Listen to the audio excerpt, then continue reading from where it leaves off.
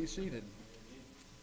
And Brother Marty's going to come and speak to us, our last session, and then we'll go ahead and plan on making arrangements for supper.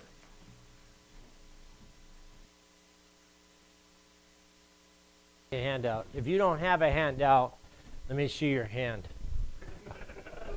Okay. Yeah, good. All right, excellent day. Let me fill in a few blanks for you before I do. Let me give you a simple illustration. Give you a reference out of Titus, and then fill in those blanks for you. That's my plan.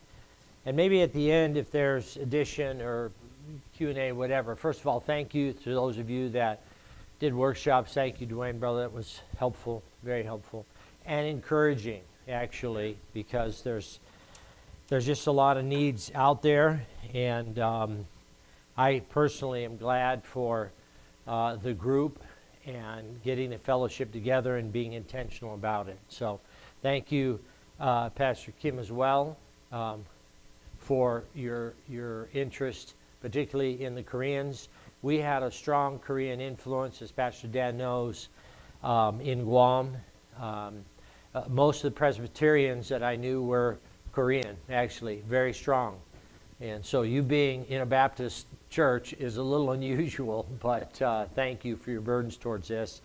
I really think that California, being very polycultural and multi-ethnic, is a great benefit, in my opinion. And so thank you. Thank you, Matt, for the emphasis also on the idea of revival, restoration. I thought about it the other day as Tammy and I drove up out of L.A. and saw 3 vintage 1963 Volkswagen vans, exactly like the one I had, my first car at 16, and thought, I'm back in California again. So, so anyway, I think those are all, yeah. Yeah, who knows? Who knows? Tammy and I have been, I think I mentioned this, but we had spent about a third of our ministry. We were with Life Action for a couple of years, got a deep taste for revival work, very similar. I mentioned to Matt, we mentioned to Matt. Then we spent about a third of our ministry in a camp ministry at Northland in a college, and then went out and pastored in Guam for about 18 plus years, and then the last 8 years at Faith Baptist Bible College. So it's kind of like Icebox of Northland, Oven in Guam, and now Iowa's like chilly field of dreams. And so that's for us where we are. I've committed 2 more years to 10, and then we'll take it year by year as to what we can handle. The reason why we're there, I alluded to it, I said it, is because I really believe that our generation is not the generation that's going to be here 20 years from now. It's going to be the generation you're teaching right now. I think Paul knew it and he understood it, and that's why he took the approach in the book of Titus of what a book that's titled Left a Bang. It is not a spiritual book. It is written by 2 guys that were in the military, and they had seen the devastation of what was going on in Afghanistan in 2006. Actually, 1,666 IEDs were detonated, and another 959 were found waiting to explode, because in 2006 there were 776 American soldiers that were wounded, because the approach was that the enemy in that day, just 18 years ago, were planting devices. So they realized that soldiers were getting wounded by the hundreds. And so the general had appointed a couple of guys, you develop a plan to keep from this happening. And the simple story that I'm combining is called the Combat Hunter Course. And they taught Marines what their conventional training doesn't. Not only how to deal with the bad guys, but how to spot them in the first place, particularly when they look and act exactly like the good guys.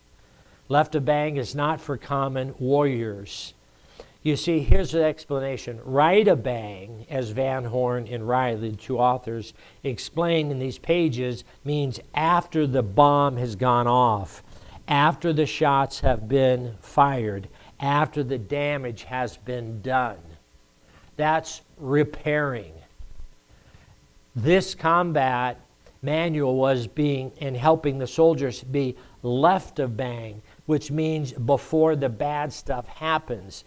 That's where you want to be alert, ready, prepared to respond, to protect yourself and your loved ones.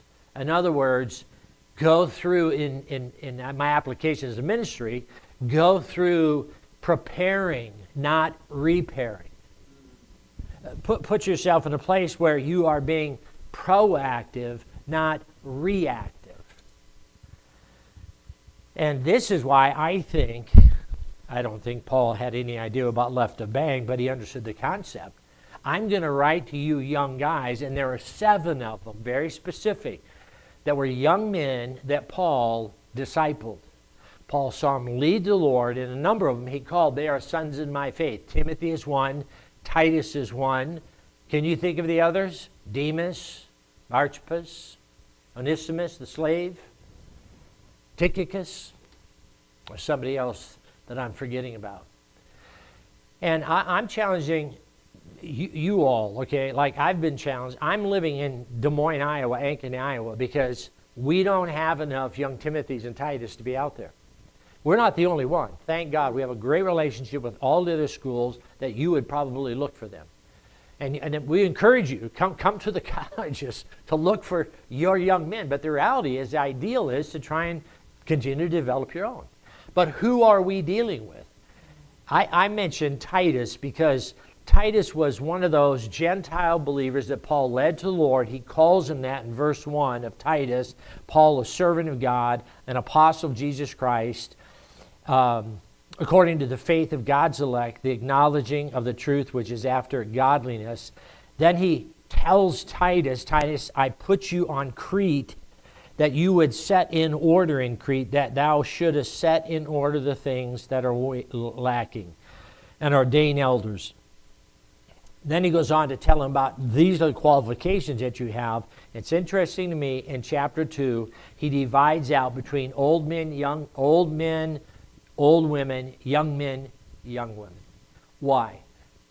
You go through, if you've never preached through that, there's characteristics of all of them, and they're varied.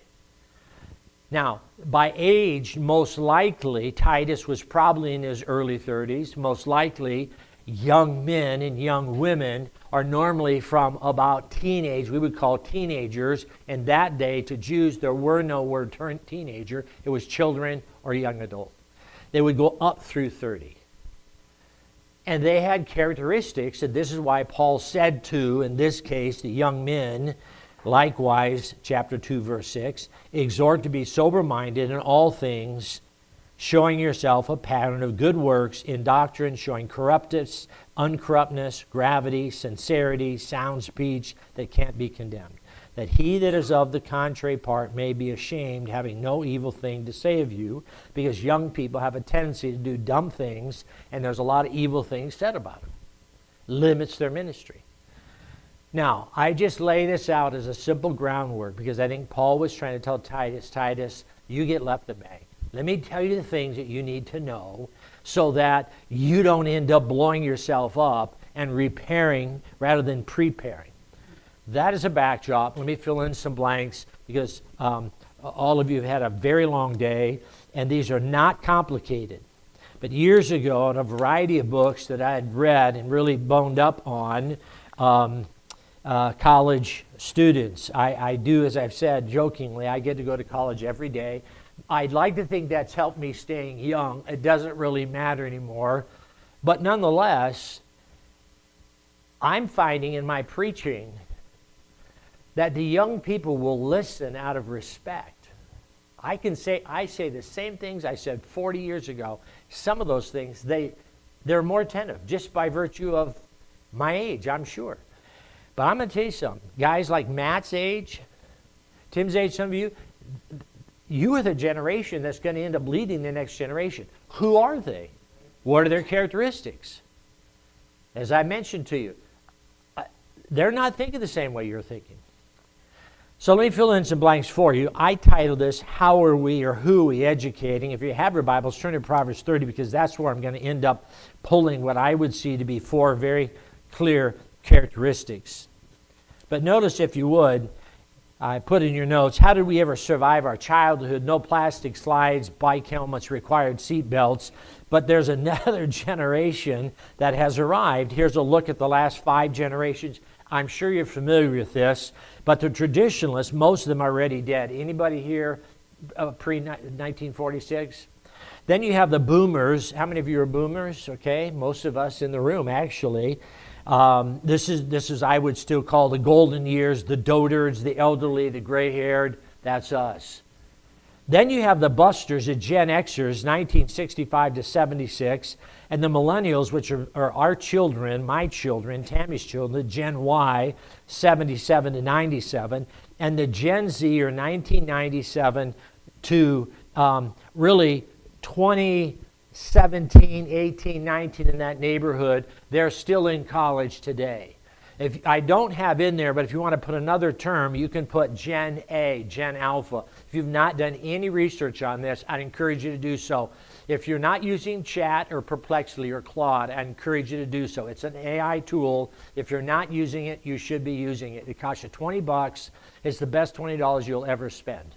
You say, well, that's AI. I know that's another topic, but I'm just telling you, okay, you need to use it. It's powerful tools. You put anything in there, it'll come up.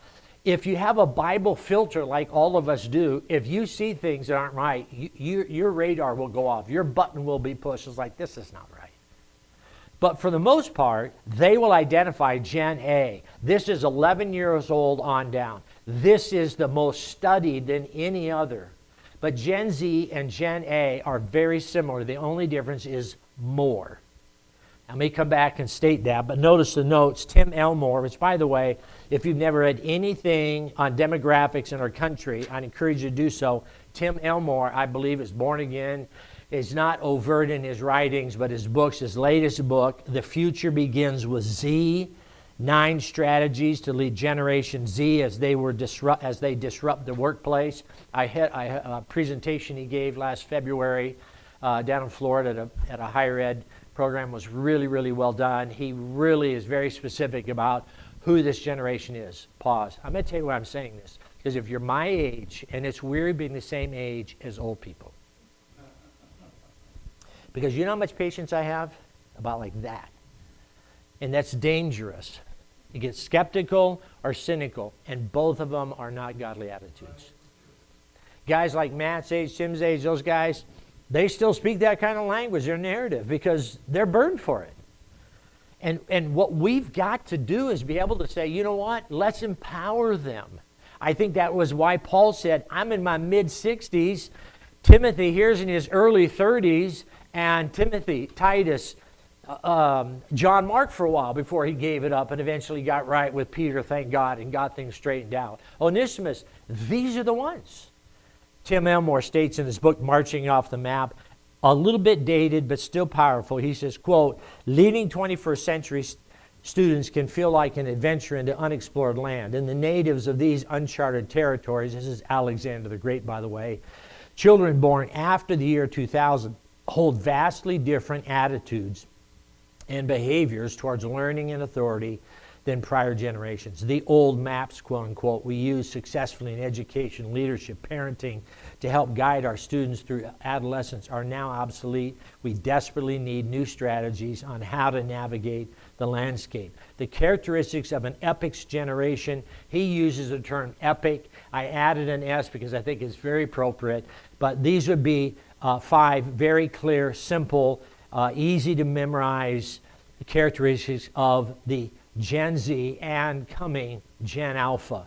They are EPICS. E is for entitled. If you've got your notes, I don't know if we have that up. No need. They're very entitled. They're entrepreneurial. They've grown up in a generation in which everybody gets an award. Everybody wins. No loser. You hear it all the time. My wife and I, on Saturday, we had a volleyball tournament of our grandkids, and here's a girl that makes a horrible pass or two, and the parents, I hear them, good job, and I'm thinking, good job, that was a terrible job. Why are you saying good job? I love you. It's like, okay, great, you love them, but good night, you're in competition, man. But they feel very entitled to this. Okay, letter P is they're very private. They're very skeptical. What used to be, back in my camp days or even early years at Northland in Guam, give me a day with a bunch of teenagers, I'm good. I think I got them. Give me a couple hours, I'm like, I'm good. No way, Jose. It doesn't happen today. They're very, very private. Keep their cards close to their vest, not sure I'm going to let you in. Very skeptical. Why are they skeptical? Because they've heard their parents complain about the government and their pastor and everybody else in leadership, and they're just saying what they heard. Letter I, they're very image-driven. I put the word option overloaded. They're image-driven. I remember when these right here, which, hey, 90% of what I do is on my computer right now. I have filters on it. My wife has access to anything from texting to my phones. In fact, there's somebody texted us today like, which numbers are you? Are you Tammy? It's Marty? I'm like, well, because I got nothing to hide about this. But boy, this is a sharp tool, but a very dangerous weapon if you don't stay on it. But for us, it's our kids today, this is why it's really hard for them to stay focused. You preach a chapel, if you don't make adjustments in your voice, your tenor, your movement. I heard a guy say, and I read it, that the average attention span of a Gen Zer and Gen Alpha is the attention span of a goldfish. Have you heard that? I looked it up. Who has the time to have an attention span looking for goldfish? Come on. Which is, I think, metaphorical, quite frankly. The point is, it's very short. Some of you that are preaching, that you preach all the time, I'm going to tell you something. You stand up and you read your Bible, it's going to have a hard time staying focused with that. I'm just telling you. So you've got to be able to work at it and make adjustments to it. I'm not talking about doctrine. I'm not talking about the nature of Baptists. I'm talking about the atmosphere of who we're working with today in this country. It is not global. However, we've been to many an island in which the media has still got its claws on them. But I've been in plenty of towns in the back place, I don't even know where I was at in China, and they still have this. You go to the Philippines, it's the texting capital of the world. They don't have one phone, they have 3 burner phones. Every one of them. They don't know how to communicate verbally. We stand on Sunday morning and preach, and you know what they just spent? It wasn't one movie that you used to watch on a Saturday with your folks. It's 3 movies that are Dolby sound, high color, high res, on their phone or their iPad till midnight. They go to sleep, and they get up and go to the church with their parents and listen to you, black and white. Awfully tough. Let me come back and help you understand. I'm not talking about doctrine. I'm talking about connecting to another generation and the strategies that are needed. That's what I'm saying. That's why I'm saying image-driven. It's hurting them. Actually, recent data says 71% of teenagers use TikTok. 20% are constantly on it. Online platforms, YouTube, 95% usage are teenagers. More boys than girls. For girls, it's Instagram, Snapchat, and Reddit. That's what they prefer. How many of you know, well, don't even answer this, okay? Mr. Beast and the Beast Games. If you don't know who that is, go look it up. I mean, that's almost old school now. Like, he went like this, Mr. Beast, Donovan, but I think he's sliding this way because it's really hard to maintain a high level. You just gave away $5 million. That's like nothing because there's no value to it. But they're image driven. You could say, hey, I'm going to isolate. Okay. and you're not going to be relevant. Somehow you have to find that balance. I've got an answer for you about this. Letter C, they want to be connected. They're very restless. They want the relationships with hundreds and hundreds of technology, okay? They like it. And they're very restless. It's really hard to stay zoned in on this. And lastly, letter S, they're spiritually vulnerable because they're so tolerant. I know kids that have taken their best friend to go get an abortion. And when you talk to them and say, listen, I'm not for this, and I've talked to them, but you know what, they're going to do what they're going to do, so I might as well go ahead and take them. There's no discernment to this. And I've done the same material in a variety of ways to almost every college that you would be familiar with. I was at BJ a dozen years ago with similar type material, and 500 of them. And every 3 minutes, I'd say, hang on a minute, guys. I am not being critical of you. I'm just commenting on your generation. And I'm for you because you're going to run my life someday. Some of you are going to be my pastor someday. And I want to invest into you. And then I'd come back and then talk and then come back. Hey, I'm for you, okay? So if you understand that, then notice the Bible does use the term another generation in Judges 2, Matthew 11, Matthew 17, Matthew 24, because there's always another generation. There are 4 words that describe another generation. In another book, 12 Ways Your Phone is Changing You, Renke states, quote, within a few years of its unveiling, the smartphone had become part of us, fully integrated in the daily patterns of our lives, never offline, always within reach. We now wield in our hands a magic wand of technology power we have only begun to grasp. It raises new enigmas, never more connected. We seem to be growing more distant, never more efficient. We have never been more distracted. And I agree to that. But this is where we are, folks, okay? It's 2026. So how do we handle all this? Let me give you biblically, okay? Let me give you biblically, and look at Proverbs chapter 30. Again, I feel like I'm skimming over this, but I get the hour and I know where we are, and understanding that we're trying to reach a Gen Z, a Gen Alpha. And it's the same generation, it's just more. Notice Proverbs 30, and I personally think this was one of the 3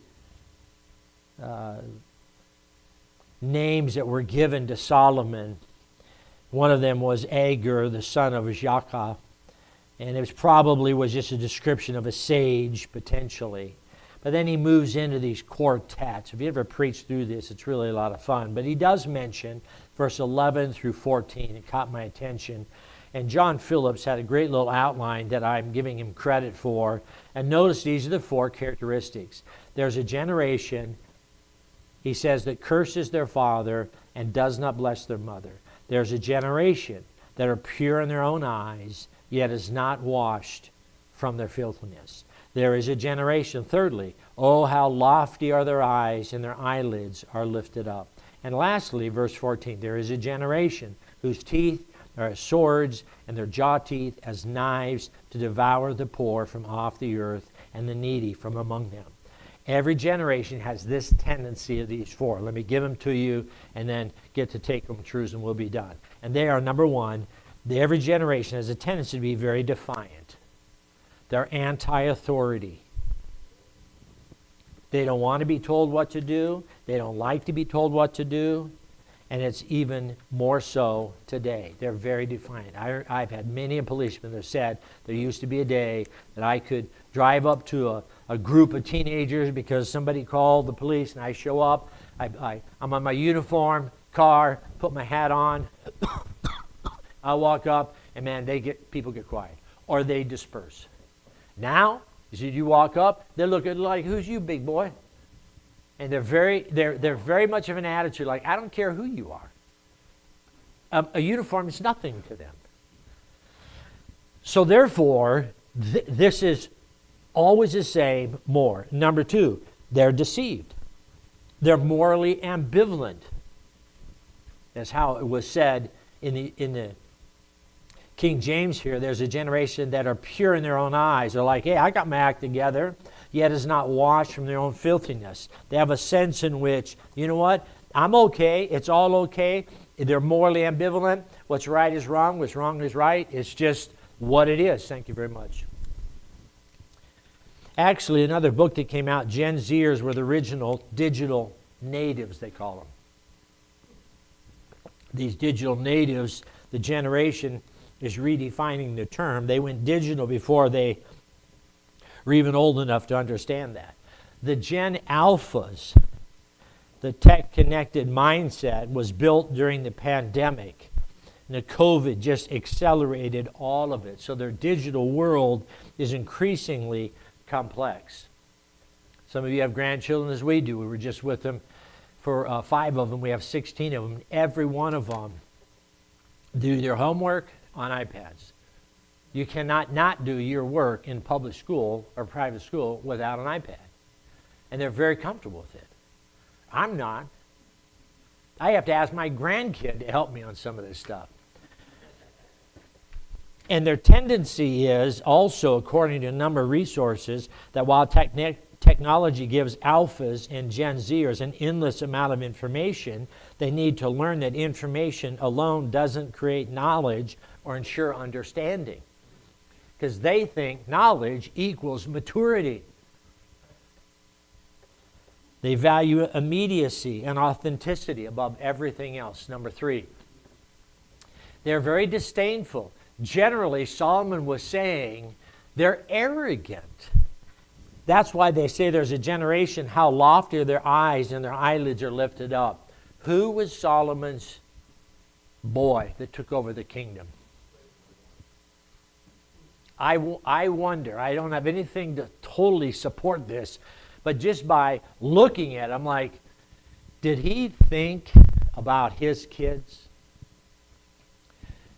I mean, you think about Solomon himself when you step back away, because how old was he when he became the king? Most conservative scholars say in the 20s, early 20s. So for his life growing up, he was number 10 of 18 brothers and sisters by one dad. And who was the dad? David. At least 4 women named. And he was a man after God's own heart. That is confusing. You talk to lost people and say, hey, tell me about King David. They know 2 elements, 2 points. What are they? Goliath and teenager, probably 15, probably 50, early 50s. Greatest success, greatest failure. And Solomon comes along after his greatest failure, and he was the first kid after his brother that died, and Solomon comes along. Okay, his mom's who? And I personally think she was a godly woman because she held respect enough that when she got to the point of a voice speaking to say, David, you're old, but you promised Solomon the kingdom. So Solomon's watching a lot of this growing up as a teenager. He saw his brother that tried to knife his dad in the back and kicked his dad out of the kingdom, David. And Absalom, who's a good-looking guy, who's got all the military after him. Now listen to me. I'm going off a little bit, but I want you to understand that you've heard messages. David had a whole heart for God. Solomon had a half heart for God. And what did Rehoboam have? Like, there was no heart for God and lost half the kingdom. But it's because of this attitude. And if you've never smelled it, then you haven't been at a Christian school chapel. Matt, I'm sure you've preached. I've preached something. I said, I want to come slap you upside the head. Like, who do you think you are? But it was the same way it was, I'm sure, when we were kids. Just forget it. We just kind of forget about it. I was an idiot when I was in high school. And you probably were too. Not all. Ladies, I'm not talking about you. I'm talking to these guys, okay? I tell people, look, I'm just trying to get stupid to 5 minutes a day. I'm just trying to limit it to 5 minutes a day, okay? If I can keep 5 minutes a day stupid, then my wife will love me. Number 4, dangerous. And I'm kidding about all that, but the dangerous part to that, they're verbal, they're violent, they're inundated with information. And so let me get to the point here and I'll be done. Because there is some hope to this. And Solomon, who I personally think he became king, and the Bible does talk about 20 years he was a builder. You think about that. All through his 20s, into his 30s. How many years did it take to build the temple? 7. How many did he build his house? 13.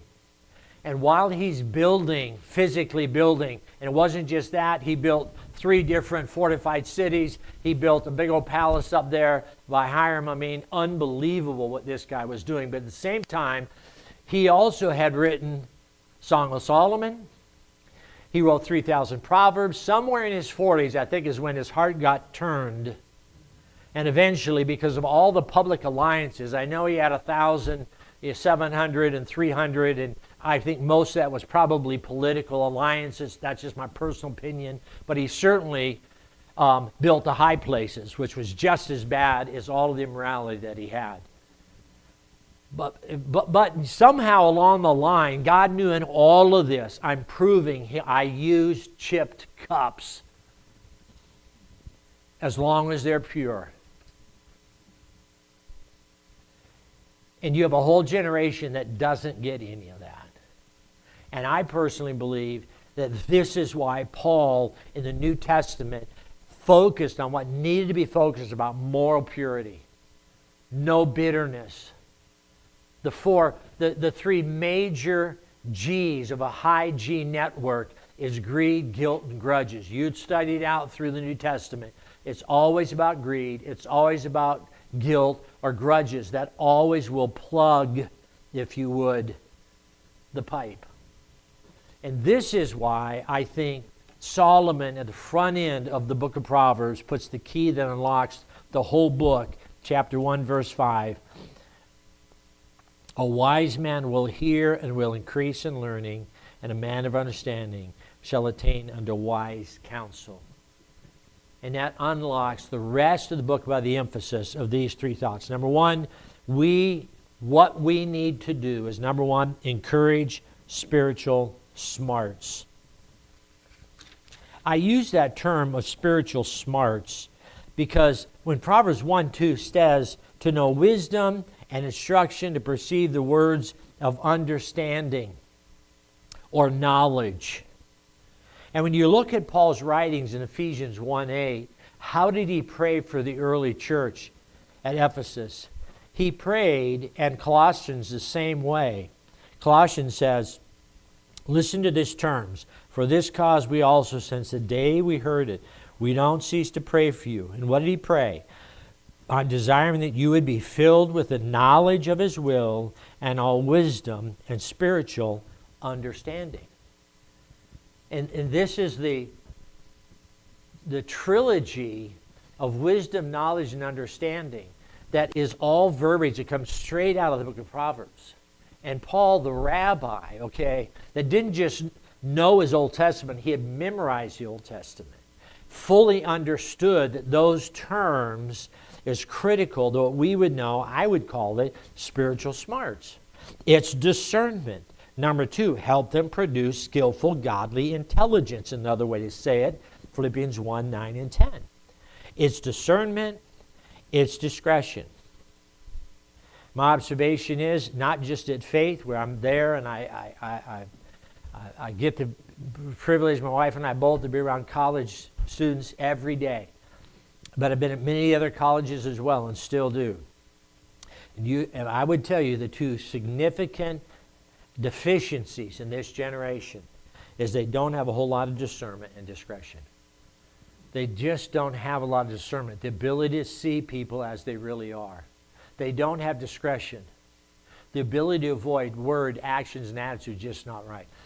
And the older we get, the more we have a tendency, because we're more mature, to say, I'm not going to say that. I'm going to do that. But to them, whatever they put down here, they don't even, some of them don't even think like, you just put a thumbprint on your little post and that's never going to go away.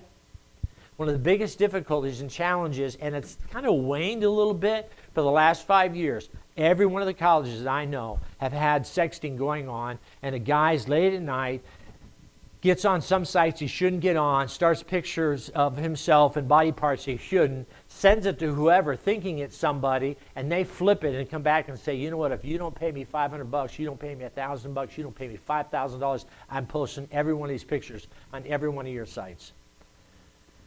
And we hear about it because this guy's freaking out. And of course, I'm thinking, what are you thinking? Like, what were you thinking? They have no discernment, no discretion.